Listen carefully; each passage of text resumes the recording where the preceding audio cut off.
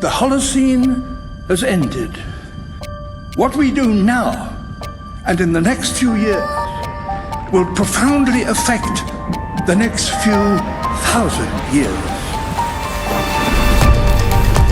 The only conditions modern humans have ever known so far are changing, and changing fast.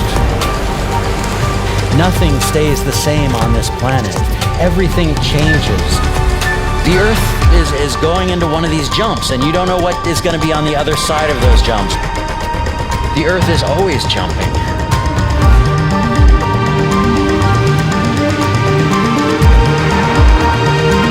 Things move on this planet. Things are not still. Everything is turning.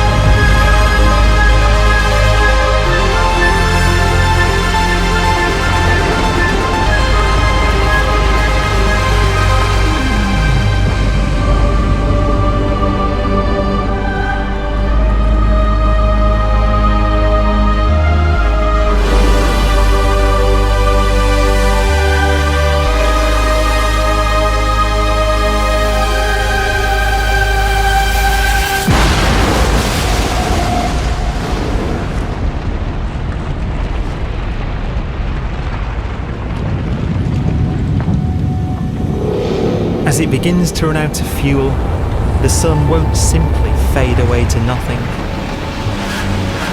Its core will collapse, and the extra heat this generates will cause its outer layers to expand.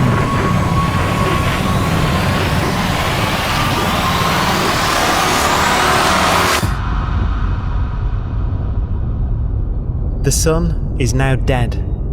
Its remains slowly cooling in the freezing temperatures of deep space.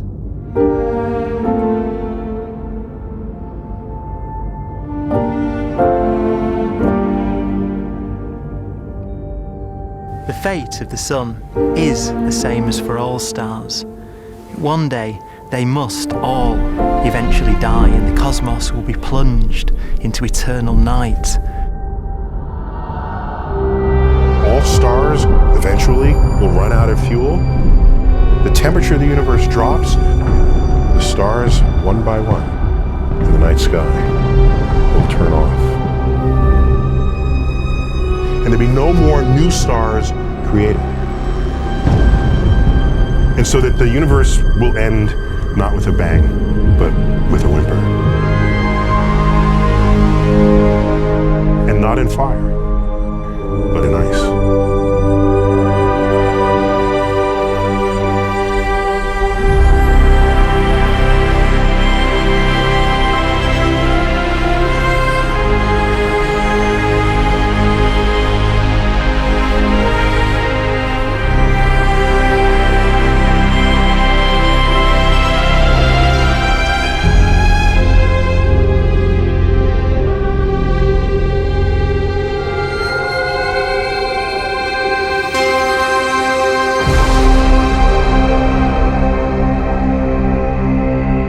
With no fuel left to burn, a white dwarf's faint glow comes from the last residual heat from its extinguished furnace.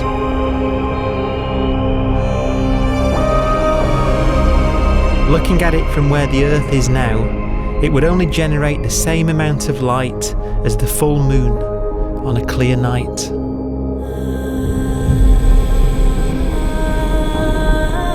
The faint glow of white dwarfs will provide the only illumination in a dark and empty void littered with dead stars and black holes.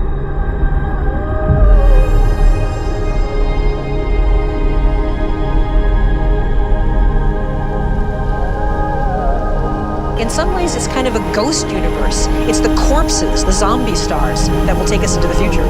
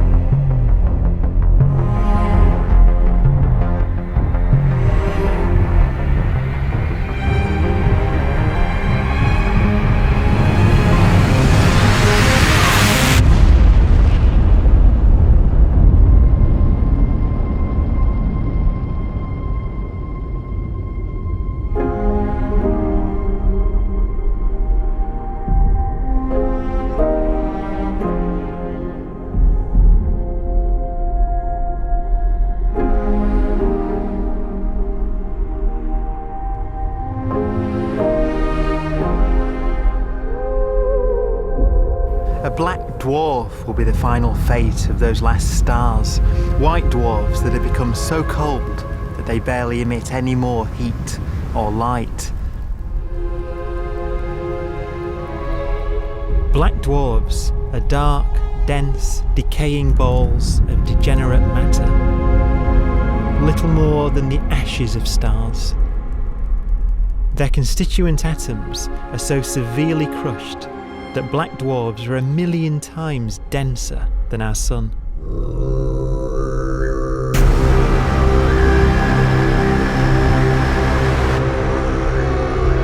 Stars take so long to reach this point, we believe there are currently no black dwarfs in the universe.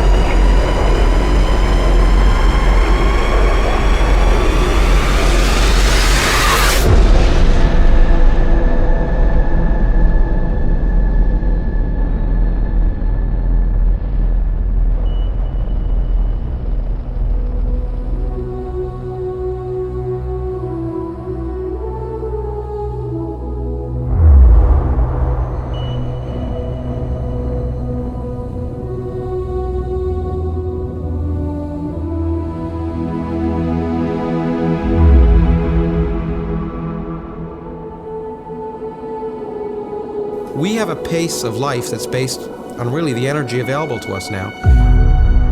You could imagine living conscious systems which have a very different pace and therefore can extend out at least a lot farther than you'd imagine otherwise. You could have a living system where if it had a thought every 10 trillion years, that would seem normal. Even if our life dies out, one could imagine at some time arbitrarily far in the future, a fluctuation occurs which allows intelligent life to exist again for a little while. So you might have islands in time of intelligence.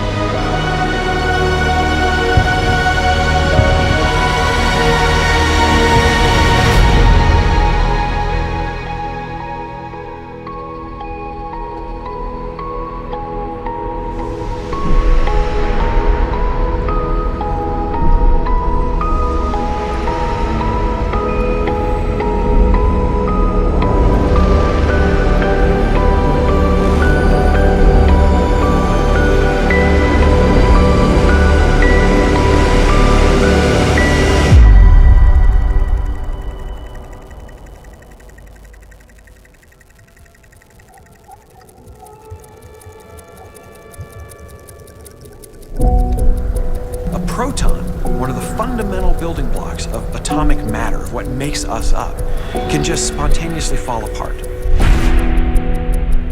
Any material that evades the pull of a black hole eventually dies away as its protons disintegrate.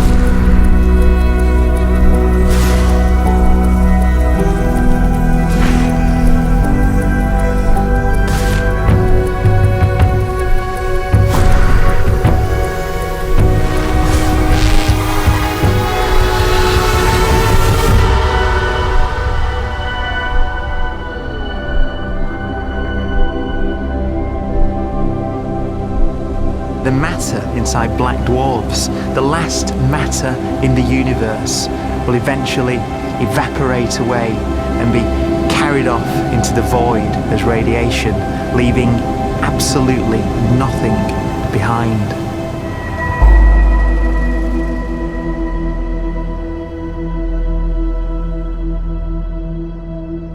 With the black dwarfs gone, there won't be a single atom of matter left.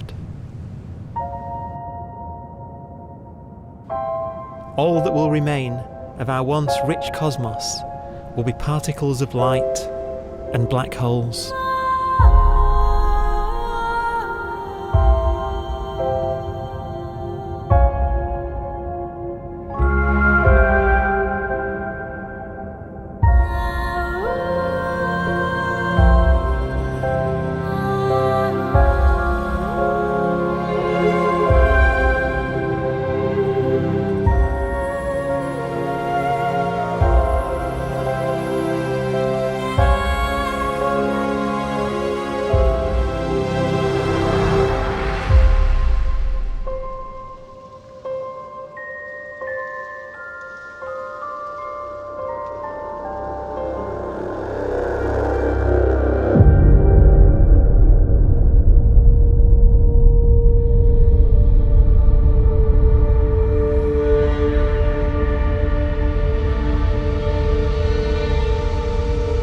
The arrow of time creates a bright window in the universe's adolescence, during which life is possible.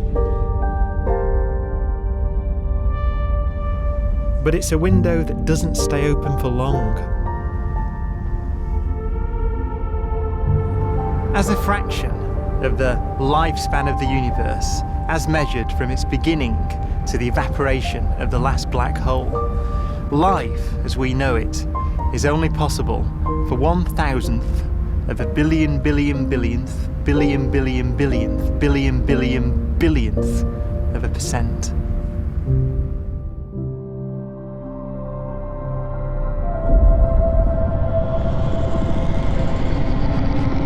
Black holes become the fundamental building block of the universe.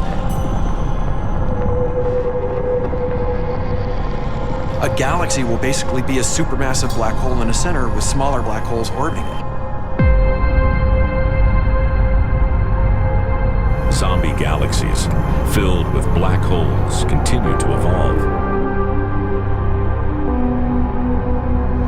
They'll eat each other and they'll get bigger, and maybe they'll fall into the supermassive black hole and it'll get bigger. The universe will still be an exciting, dynamic place. It's just that the timescales you're talking about are now trillions of years instead of thousands or millions of years.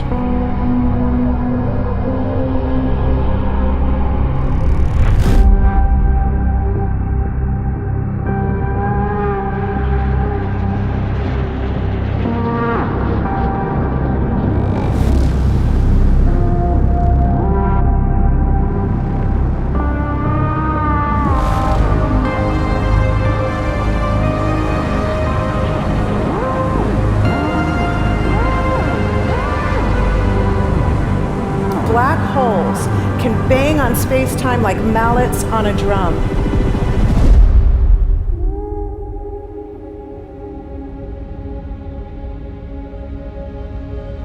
And they have a very characteristic song.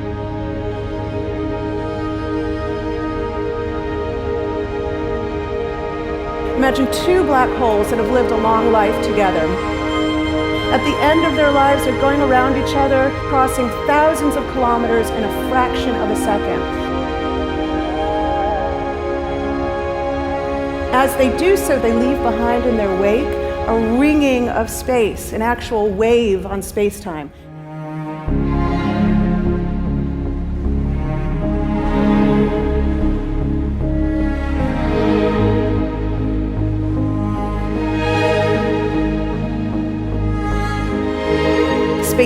squeezes and stretches as it emanates out from these black holes banging on the universe. Those are the gravitational waves. They are literally the sounds of space ringing. And they will travel out from these black holes at the speed of light as they ring down and coalesce to one spinning, quiet black hole.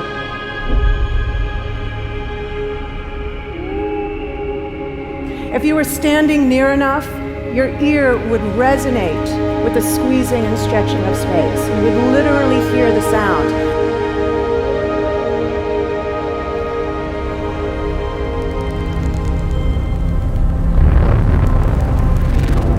Imagine a lighter black hole falling into a very heavy black hole. The sound you're hearing is a light black hole banging on space each time it gets close.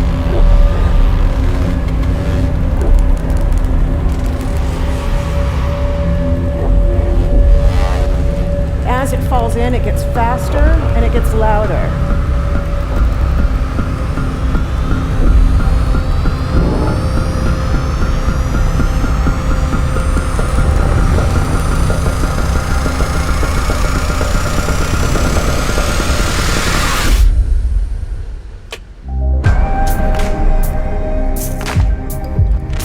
Scientists used to think black holes were immortal, but even these will one day die. Now we're talking about timescales of unimaginable length, quadrillions of years into the future. On that timescale, even the black holes begin to evaporate.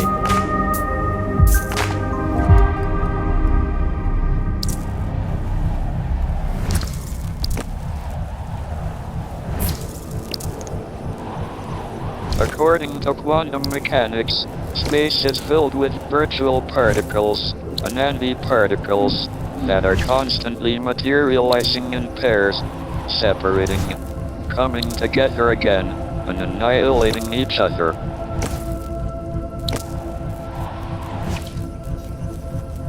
In the presence of a black hole, one member of a pair of virtual particles may fall into the hole, leaving the other member without a partner with which to annihilate.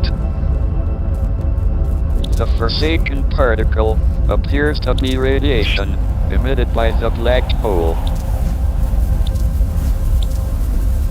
And so, black holes are not eternal. They evaporate away at an increasing rate until they vanish in a gigantic explosion.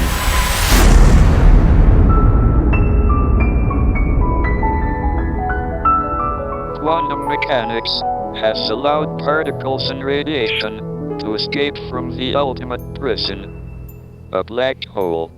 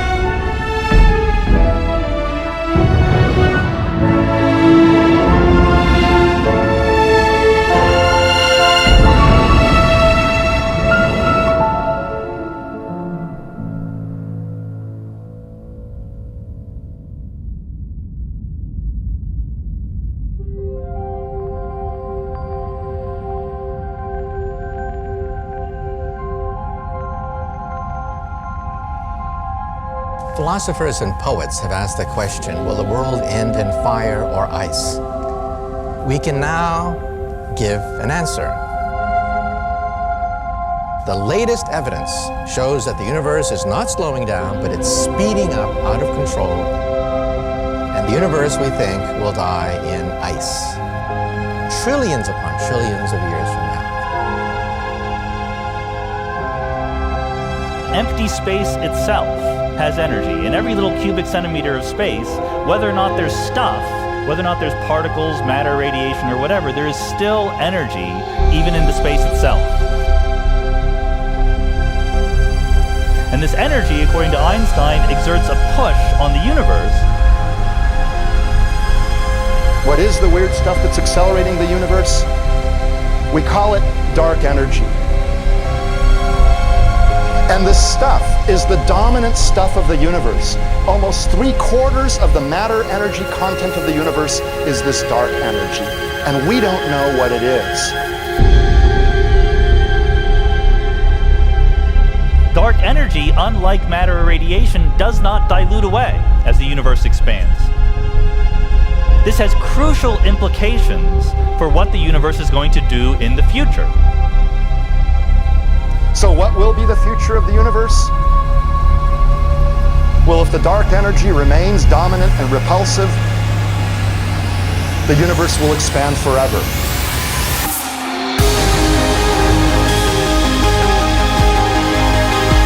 Faster and faster and faster with time. A runaway universe. 70% of the energy of the universe resides in empty space, and we don't understand why. But we do know what will happen. If that energy continues to be there, the universe will become cold and dark and empty. That's the future as it might be. We don't know because we don't yet understand the nature of dark energy. Until we do, we won't know the future. We won't even understand our own origins, and that's why we want to know and study this subject.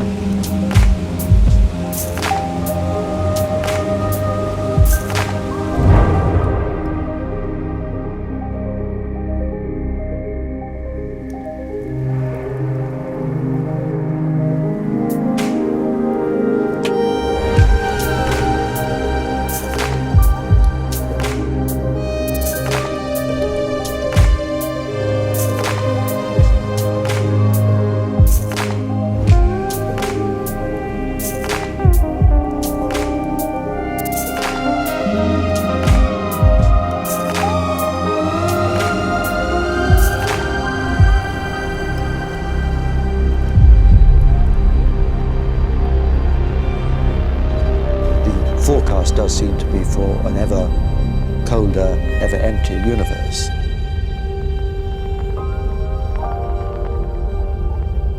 But then, of course, we have to ask, could that end lead to a new beginning? And there are ideas whereby what actually is the end of our universe could in some sense be linked to the beginning of a new one.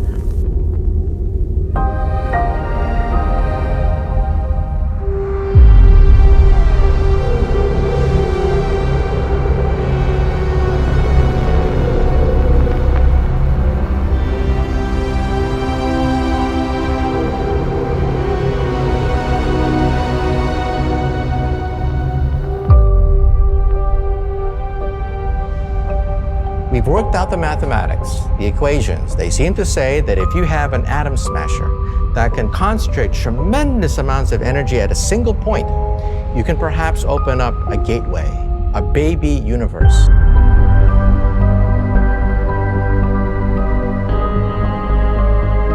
Facing the death of everything there is, this perhaps is their only possibility of escape. And this also raises a very intriguing possibility, sheer speculation of course, that perhaps any universe that has intelligent life in it will create baby universes, will create lifeboats, and proliferate child universes. So an evolution may take among universes in the multiverse. Survival of the fittest may take place. So those universes which do not have intelligent life are infertile. They have no children. But those universes that have mild temperatures, stars like us, would create civilizations that could open up child universes, and they would then proliferate.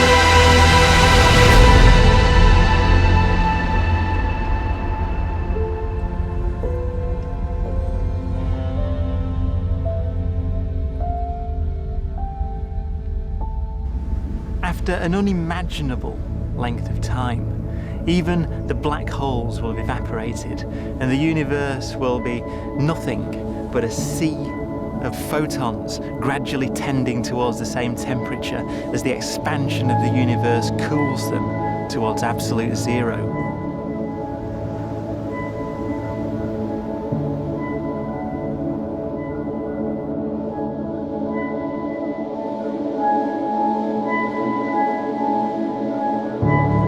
Once the very last remnants of the very last stars have finally decayed away to nothing, and everything reaches the same temperature, the story of the universe finally comes to an end. For the first time in its life, the universe will be permanent and unchanging. Entropy finally stops increasing because the cosmos cannot get any more disordered. Nothing happens, and it keeps not happening forever.